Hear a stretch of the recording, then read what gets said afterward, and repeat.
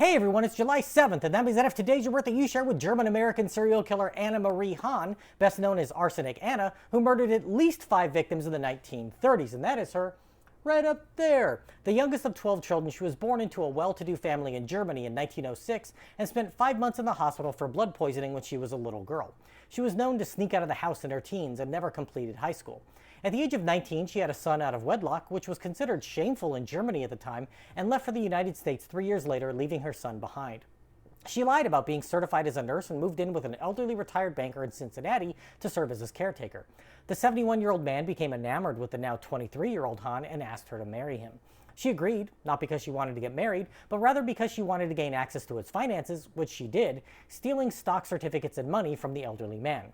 Hahn soon left him when she met and married a German immigrant who worked as a Western Union telegrapher, and they soon sent for her son to join them. These hoes ain't loyal. They started 2 successful bakeries, which were lots of work, and she sought a new, easier way to make money. Hahn and her husband and son moved into a boarding home owned by an elderly man who soon died and left the home to her in his will.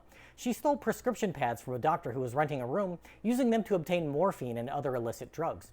By this point, Hahn was gambling with some of her ill-begotten gains and needed more and more money, losing the house when she ran out of funds to pay the mortgage.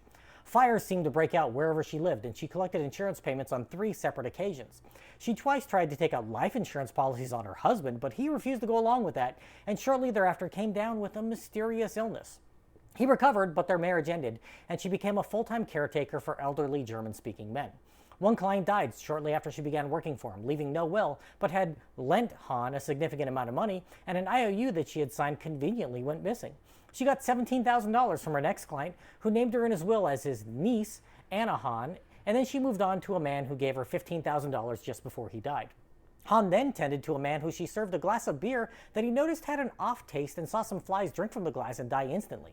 When she refused to take a sip from the glass, he threw it and her out. He didn't report it to the authorities, however, so she was free to continue with her schemes. Her last murder victim left for Colorado on a trip to visit a ranch that Hahn claimed to own. He died in his hotel room just after arriving in Denver, and she quickly removed $5,000 from his bank account. An autopsy was done on her final victim's body with arsenic discovered in his system. Her former clients were exhumed, and each was found to have been poisoned with a different chemical.